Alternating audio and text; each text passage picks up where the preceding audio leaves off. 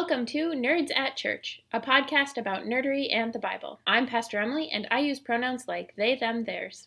And I'm Pastor Kay, and my pronouns are she, her. In this episode, we'll discuss the readings for the fourth Sunday of Lent, which this year falls on March 14th. Check out the episode description for links to the Bible passages and other references we make in this episode. Our deep dive for this episode is just our first reading, which is weird.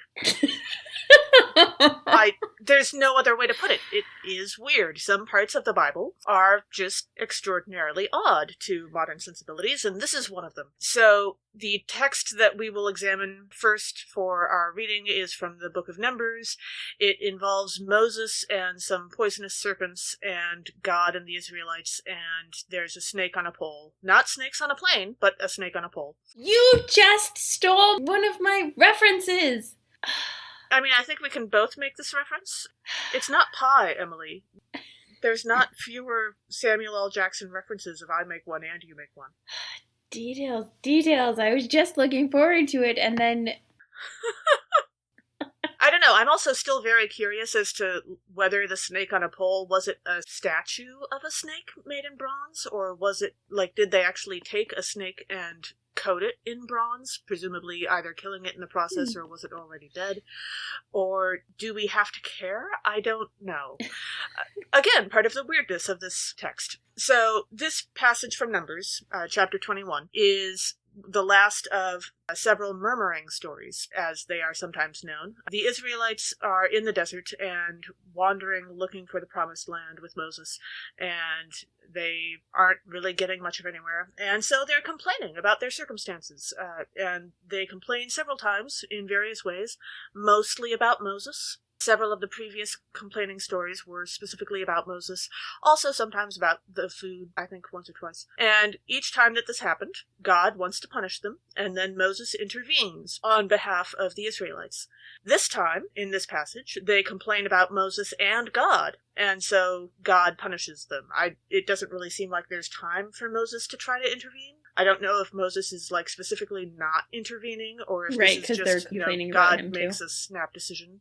Moses does intervene a little while later after people start dying, which doesn't really paint God in a great light. Yeah. But there is lead up to this passage. It's not... I'm going to make a comment about the way that this story seems to escalate very, very quickly later on when we get to the actual verses. But we don't get that in this passage selection from the Revised Common Lectionary. So it sounds like there is a huge jump in level of seriousness from the complaining Israelites to people dying from poisonous snakes that God sends. But really, there is some lead up to it. We just don't hear that. It's been building for a while, and as one of my friends points out, every time we look at the Revised Common Lectionary readings, they are centered around the Gospel, as we will discover when we get to the Gospel reading. Yes. And therefore, passages like this passage from Numbers are really just set up to serve the Gospel reading and not necessarily to carry their own story. Unless occasionally when you're doing the semi-continuous series in the summertime. Right, so if you're looking for some trivia about this passage, because why not, it turns out that eventually, although I don't know that it was something that happened immediately, this bronze serpent on a pole had a name. I'm pronouncing it Nehushtan. I assume I'm not getting that quite right. But in 2 Kings chapter 18, verse 4, we learn that many generations later, the Israelites were making offerings to it until it was destroyed because the Israelites were making offerings to it, and that was probably bad. And idols and whatnot. Yes, apparently that's not a good idea. And the name is possibly a play on the Hebrew words Nahash, which means serpent, and Neheshet, which means bronze or copper. That makes sense. Yeah. The King James Version of the Bible translates these not as poisonous snakes, but as fiery serpents, which is a little more colorful. I have to imagine that if the Israelites did start getting bitten by snakes that were on fire, they would immediately think, okay, this is God. God is the one doing this. This is not just a random, we didn't stir up a nest of snakes. You don't see fiery snakes all around all the time when you go out walking? I mean, at the moment it's Minnesota winter, so I don't see a lot of snakes, period. That's fair. But rattlesnakes, though, when I lived in Minnesota, we had rattlesnakes in the summertime. Interesting. But the reason why the KJV translated it as fiery serpents might not be that they were actually on fire, although I suppose we can't know. They might have been. But also, the Hebrew word used to describe the snakes is seraphim, from the verb seraph, to burn, which is probably what it felt like when they bit you. So that seems to fit. Sounds about right. Also, ophidiophobia, the fear of snakes, is super common. About a third of all U.S. adults said that they were afraid of snakes in one study, done several years ago now. Although, personally speaking, my 8th grade science teacher had pet snakes in the classroom, and that pretty much cured most of us of any fear of snakes, because they were very calm and relaxed. Nice. Impressively chill for, an animal that had to be around middle schoolers on a daily basis. Smart teacher. Yeah. So maybe we can just take this passage as an example of how truly different ancient Israel was as a culture compared to us now, because I'm sure that there are cultural notes and idioms and references that we are probably not getting in this passage that would make this make so much more sense. Probably. Yeah. Speaking of cultural references, Indeed. One of the things that is also connected to this passage is what is commonly used as a symbol for medicine. It's the serpent entwined rod that is used by the Greek god Asclepius, who is a deity associated with healing and medicine. There's actually 2 different symbols that sometimes get mixed up, partly depending on which country you're in and partly depending on what you Google. Or how closely people are paying attention to their clip art. Yep. So the Asclepius one is, I think, the more official one, and certainly the one that is more similar to this bronze, maybe not bronze, serpent that Moses lifts up on a stick. The other one is really connected to the god Hermes, and it's 2 serpents twined around a rod with wings over it for Hermes. Right. Obviously. And the first appearance of the symbol outside of Greek mythology is actually from the Torah in Numbers. But so this is frequently a sign that is used on hospitals or in medical associations as a symbol of healing, which is just fascinating because when I think of healing, I do not think of snakes, but snakes on a pole, apparently. I mean, to be fair, from what I understand of the field of medicine, plenty of it is also just flat out weird. That is very true. Yes. So, if you're looking for commonalities between this story and the field of medicine, I think that's one thing they share. Fair enough. So our first reading, as we talked about, is a quite unique reading, and it is the passage that's referred to, that's one of the first passages to use the symbol of the serpent on a rod as a healing symbol outside of Greek mythology. And it is Numbers chapter 21, verses 4 through 9. The Israelites complain about God's gift of manna, and after God sends poisonous snakes in retaliation, God agrees to provide a way to heal them. So one of the themes that I noticed in this is that of depression. It seems like collectively the Israelites might be suffering from some depression. They have something that I find really common when I am not in a great mental health state is the looking at the fridge or looking at the cabinet and there is no food there, whether or not there is actually food there. Right. And then also the impatience and the hopelessness and just the being run down by the monotony or the many things. So I was thinking about that. It's well, to be clear, I am not a therapist. I don't advocate for armchair diagnoses of human beings. And I noticed as someone who deals with depression, the similarities. Yeah, no, I think that's fair. Also, if you escaped from slavery and then wandered for several decades in the desert, led by a guy who clearly didn't know where he was going and wasn't willing to ask directions, I think being depressed is a perfectly reasonable response. Yes, definitely. In verse 4, we read, "From Mount Hor they set out by the way to the Red Sea to go around the land of Edom, but the people became impatient on the way." And for the next couple of verses, you can basically just hear the Israelites asking, "Are we there yet?"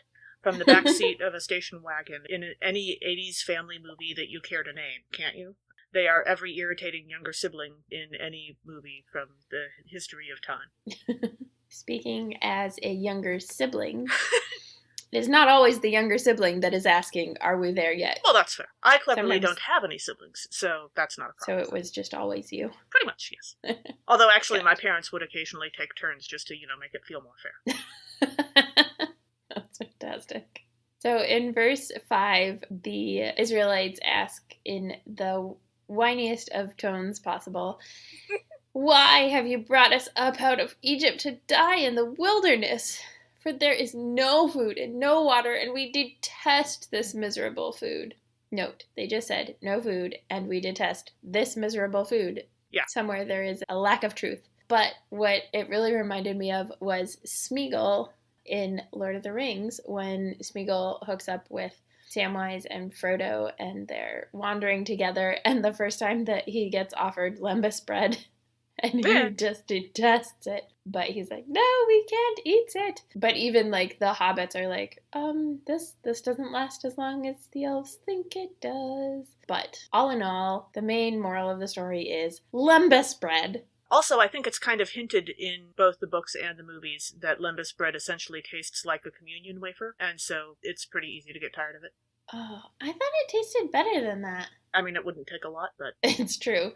Maybe it tasted like a slightly cinnamon-flavored communion wafer? Maybe. Communion wafers are the things that, like, it's no wonder they use them for communion, because it's easier to believe that it's Jesus than that it's bread. Yes, that's right. I love the connection. Anyway, we can get into that probably this summer. I feel like we'll talk about communion and bread a fair amount. I just have this feeling. 6 weeks of, yes. Bread month. The Great John Bake-Off. Y'all are welcome to submit suggestions to nerdsetchurch@gmail.com, but we're going to have a special series this summer for bread time, and if you have some beautiful, especially puntacular titles for this short series, we would love to hear them. Yes, all the bread jokes all the time. Just saying. Because we are going to have 6 straight weeks of bread from the Gospel of John, and really you can only do that so long before you start wanting to, put a snake on a pole. So.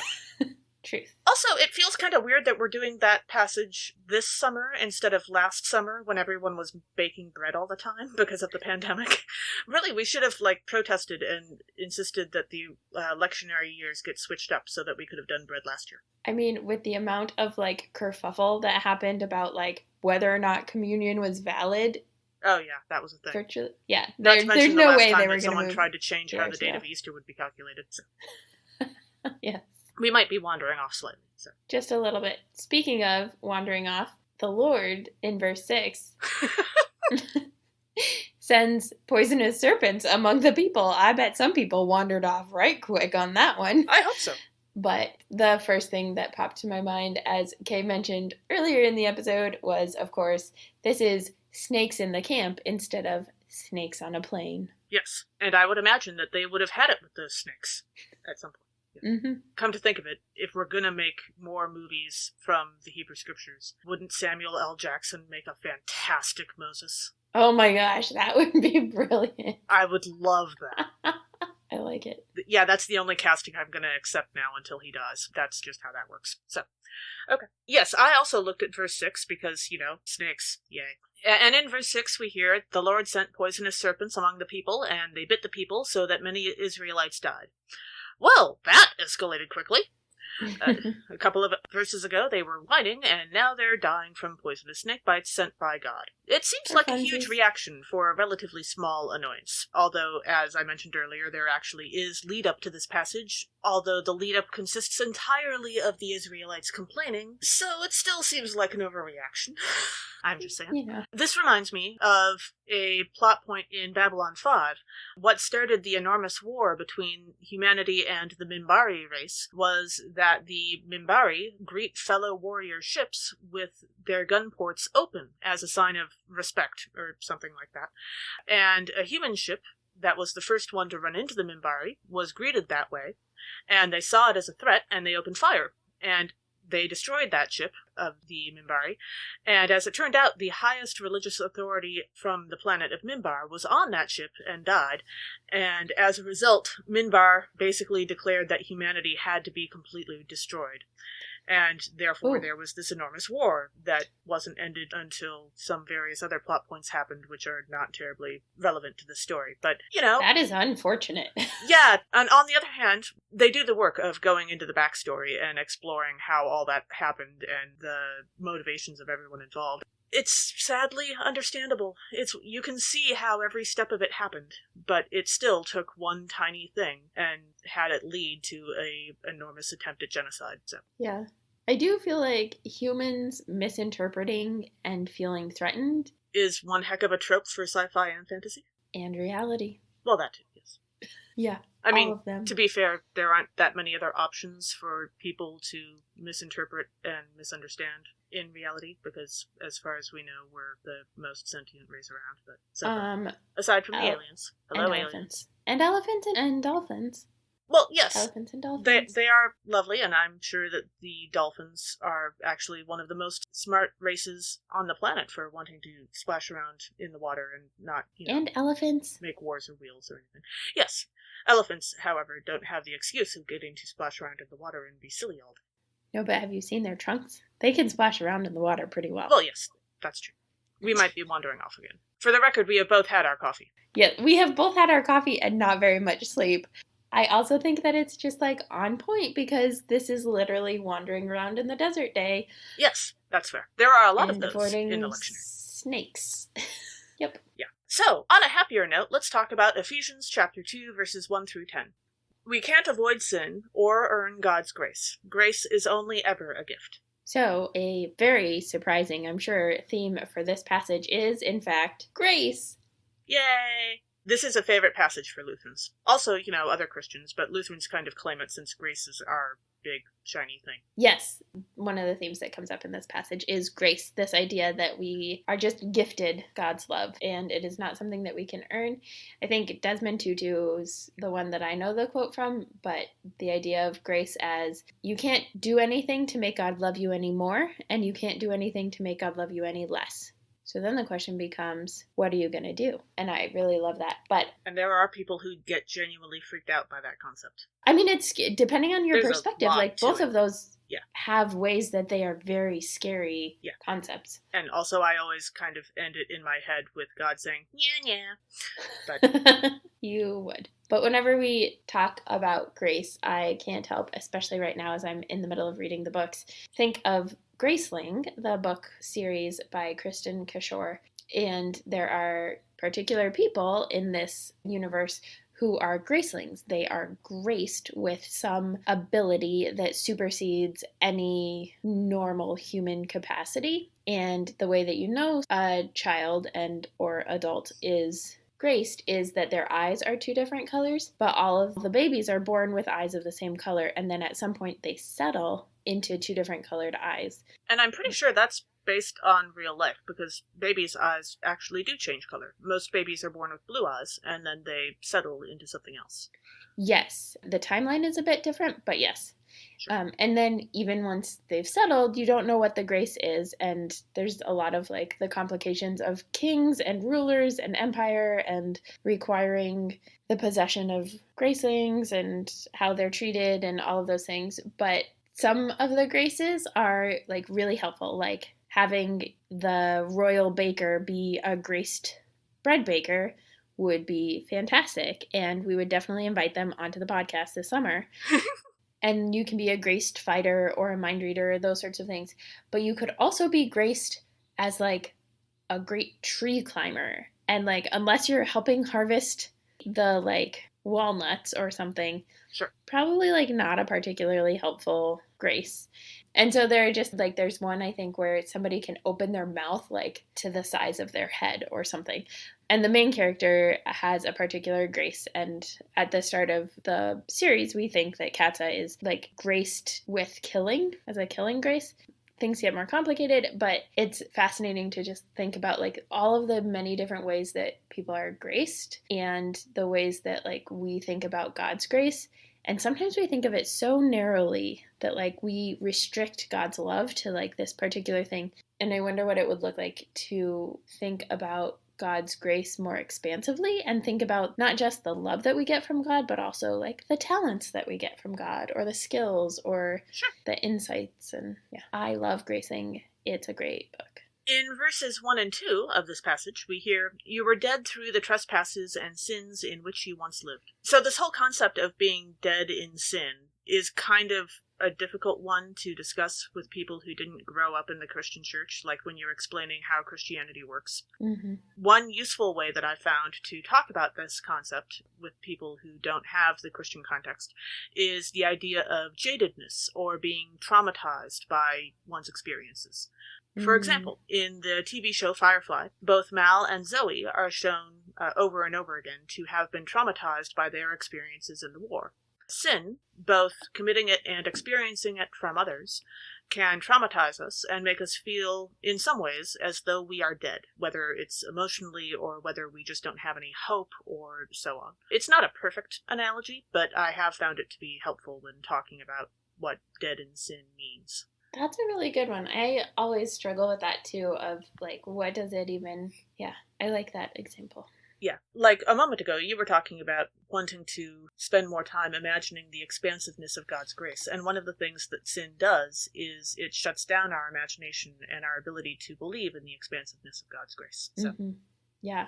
As I was reading Ephesians, in verses 6 and 7, we read that God seated us with God in the heavenly places in Christ Jesus, so that in the ages to come, God might show the immeasurable riches. And of course, my mind immediately went to Scrooge McDuck in DuckTales and the like ginormous piles of gold that he had, and like the... And swimming through them. Yes. Yeah, and the swimming through them, and in the opening credits in DuckTales, if I remember correctly, do show them like swimming in the piles of gold, and yeah, and I just was thinking about that. And then of course popped into my head dragons and The Hobbit and D&D and all of those other things, but Scrooge McDuck. When we reach verse 8, we hear, "For by grace you have been saved through faith, and this is not your own doing, it is the gift of God." So in this case, we're talking about God's forgiveness. That's what grace is. But really, this is true of anybody's forgiveness. It is always a gift. It can't be mathematically calculated and then forced out of someone. Like, if someone did something to you, they couldn't figure out a list of things that they could do that would mean more or be more powerful to earn your forgiveness, and then once they did all those things, you would have to forgive them. No, that's not how this works. No one has to forgive someone else. Mm-hmm. And when someone does try to force forgiveness, it's always creepy. And usually abusive. Yeah. It's abusive if they manage to pull it off. It's creepy if they don't. Actually, it's creepy if they do. Yeah. Don't force forgiveness. It's a bad idea. Don't even hint at trying to do it. No. Nope. Mm-mm. Again, going back to the TV series Babylon 5, it's made clear throughout the series that no one else gets to tell Jakar or the rest of the Narn if or when to forgive the people who enslaved and oppressed them for generations. That's something that they might do, generally on an individual basis, both in terms of offering the forgiveness and forgiving individuals more so than forgiving the entire race of people who did that. But it can't be forced. There is no timeline. You don't tell someone when they need to forgive someone else. That is only going to teach them that they shouldn't trust you, which apparently is true if you try to do that. So. Yes. That's one of the themes also in the Ember in the Ashes series that's really interesting to tease out, of like the complexities when it's like millennia of of like different groups oppressing different groups, and yeah, it can get complicated. Forgiveness has to come from the person forgiving. It can't be from anybody else or forced. As I was reading verse 10, the first half of "For we are what God has made us," and I was thinking about Battlestar Galactica, which I am working my way through, and that the Cylons themselves supposedly are what humans made them, right? They are created from humans, and humans created them in this particular way, and so they are fulfilling that. And, pretty quickly we find out that there are quote-unquote skin jobs, but ones who look like humans that have evolved since the humans created the Cylons that don't look like humans, but... Yeah, technology is not necessarily evil, but it does have its dangers. Mm-hmm. And anything that, like, humans create are going to be created at least somewhat in their image, and that does not bode well for anybody that wants to avoid violence, really. Yeah. Our gospel reading for this Sunday is John chapter 3, verses 14 through 21. Jesus explains to Nicodemus, a respected religious leader who visits him one night, how salvation works. Again, with the obvious themes this week. That's just my loopy brain today, I guess. one of the themes in this passage is, of course, salvation. And salvation is a kind of particular word, I guess. It's not as common. It's a Christian word. It has Yeah. specific meaning in the Christian context. It means something completely different outside of the Christian context. Yep. And so, like, when we think about salvation, it is, right, saving. Yes. I think there are different ways that we understand what salvation means and looks like and what it means to save. And is it something that God does, or is it something that people do? And is it something that is in the present or in the future? And I think about it in respect to Ember in the Ashes series, where the scholars are largely enslaved, very oppressed. Like, for them, salvation would have to be immediate. Like, there is not time to sit and think about the future, to plan, to get ready. And there are some who are, like, in the resistance and those sorts of things, but by and large, it is so hard to think about, like, how they're going to make it through tomorrow, let alone that far into the future. And so for them, salvation looks like food and shelter and protection, and not just like this far off heaven that a lot of Christianity has created it to be. But I think it's more helpful when we think about salvation. And Luke does a really good job of this, less so in John, but that when we think of salvation as a thing that happens here and now, yes, and not after we die. And that's, I mean, Jesus focuses all the time on the here and now. Yes. His concern is that people have enough to eat, that people are healed, that people have community, and that communities are restored to each other. That the fig tree produced some fruit already. Yes. I think especially in the context of this passage where verse 16 gets so bizarrely used to mean a thing it doesn't really mean, which we'll get into, making sure we understand that salvation is a thing that happens collectively, yes, to communities, to peoples, to worlds, to the cosmos even, and it's a thing that happens here and now. As we dive into the verses, in verse 14 we read that, "And just as Moses lifted up the serpent in the wilderness, so must the human one be lifted up." And I immediately thought, well, Jesus sounds just like a Silurian from Doctor Who. The, like, serpent people, the reptilian people who for a long time are, like, living in the earth. But yeah, thinking about them. In verse 16, of course many of you will be familiar with this verse. "For God so loved the world that he gave his only Son, so that everyone who believes in him may not perish, but may have eternal life." Emily is going to get into the many ways that this verse has been taken out of context. Yeah. Among other things. And some of the language in how it's been translated has gotten fairly weird. But I was just going to go for the let's go for a fictional reference thing. And when we're talking about someone giving their child so that other people may live, there is a very literal and very mortal and very disturbing version of this seen in Torchwood Children of Earth, where there is a child who is sacrificed to save the rest of the planet, basically. To be entirely honest, I know the plot of Children of Earth, but I have not personally watched it because I know that that scene would not be something that sat well with me. So, yeah. Warnings. And also, I tried not to spoil the, like, really spoilery bit of that. So, the version that Kay read was the New Revised Standard Version. Yes. Which is a pretty good version generally. It's pretty true to the Greek and to, well, the Greek and the Hebrew, and to the cultural context. Although God is, of course, above gender. Yes. I was going to say part of where it falls short is the gendering of God and some other pieces. Whenever I am reading this passage, and when I took Preaching John and New Testament classes in seminary, the way that it was explained to me is, first off, language matters. How we translate things and how we say things matters. And if you want proof, just try to explain the story of poisonous snakes in Numbers to somebody and see how that goes for you. Yep. But particularly with words like so, there are so many different ways to use that word and to understand what it means that it's not actually a very helpful translation from the Greek for this passage. And so the way I translate it is, for God loved the world in this way, that God gave their only child, so that everyone who believes in the child may not perish, but may have everlasting life. And that changes the way the verse itself is read. It is not that, like, God loved the world so much that God gave God's only son.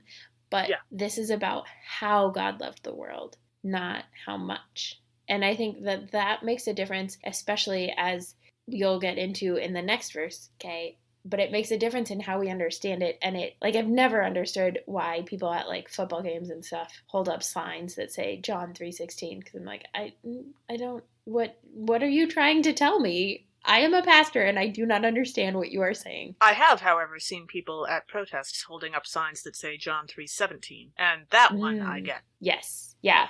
I think, which we'll get to in a minute. Yeah. John 3:16 does not make sense without John 3:17.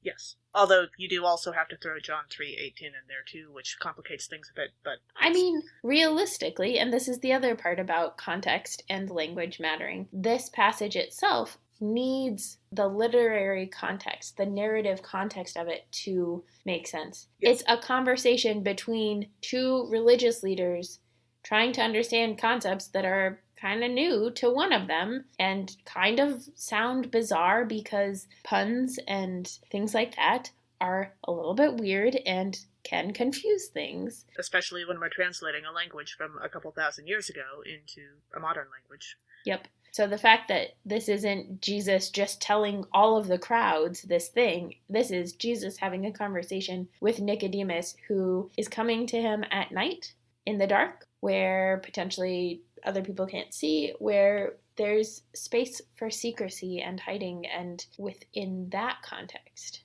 they're having this conversation about Jesus and God and what it means to be born of spirit and what it means for God to love the world and how God does that.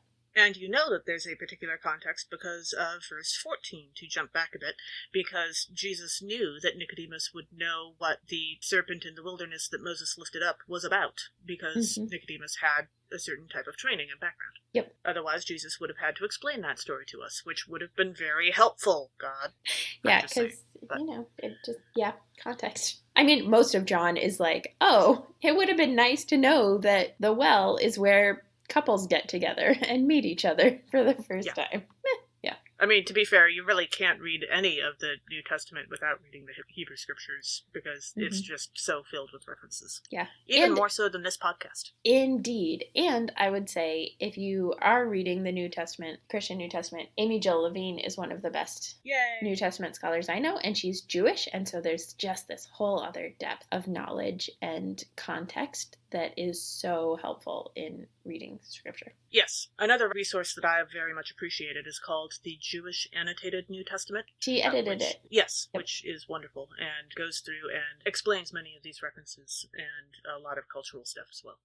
I realize that there is a Jewish Annotated Hebrew Scriptures. It's called the Talmud. It's about, 26 volumes long. And the Mishnah and several others. So probably asking for one is kind of unfair, but it would be awfully helpful with that Numbers passage. But... And then finally, in verse 17, we hear, God did not send the Son into the world to condemn the world. There are several people who I would very much love to tattoo that on their foreheads, backwards, so that they could see it in a mirror. Be a good reminder. I'm very fond of this verse. But the point is that God's plan is not to redeem us by killing us. That is not how this is supposed to work. That is not what God wants to do. God is not a sadist. Unlike, perhaps, the writers of the TV show Lost, who were very fond of wrapping up all of the characters' morally gray storylines with their deaths. Again and again and again. Strong feelings about this. Like, I only got 3 seasons into Lost because eventually, they took the phrase jumping the shark to a whole new level in terms of just they had a storyline and then something truly bizarre would happen and then the character would die and then they would never explain it. Yeah, my dad watched Lost and I would occasionally, when I was home, watch it with him, but... And then it turned out that they never actually had a plan in the first place. They were just kind of making it up as they went. And, It was so frustrating. But yes, I understand that is a common storytelling trope, because it's a neat way to tie things up if you don't know how to handle the ethical, murky waters of a morally gray storyline. Just kill them, and then you don't have to worry about it anymore, because at least they're dead. Assuming that they stay dead, I suppose. That's what happens, and that's one of the critiques of the Harry Potter books, is that's what happens with particularly Snape, where, he ended up that he was in fact working for the Order of the Phoenix the whole time, and or Dumbledore more directly, but he was still a morally ambiguous character. He was not just good. You don't get to abuse children and just, wander off. Yeah, and so, in those cases, that so frequently happens where that person ends up dying instead of having to live with the consequences of their actions and take responsibility for changing and turning and doing a new thing. Yes, and for the record, the TV tropes page of this trope is called Redemption Equals Death, and we will link to it. Thanks for joining us. Catch us next time when we'll discuss nerdery connections to the scripture readings for the 5th Sunday of Lent with our special guest, Francisco Herrera. This podcast has been produced by us, Kay Rohloff and Emily Ewing. For more fun, check us out on Twitter and Facebook at NERDSATCHURCH, or contact us at nerdsatchurch@gmail.com. Also, if you like what you've heard, rate us or leave us a review on Apple Podcasts, Facebook, or wherever you catch your podcasts. If you appreciate what we do or want to get actual transcripts of the podcast episodes, consider supporting us on Patreon at patreon.com/nerdsatchurch. We hope Patreon can help us get our episodes transcribed for those who need or prefer that, though if you want to help us with transcripts, let us know via email or social media. As the ancient Christians said, Pax Vobiscum.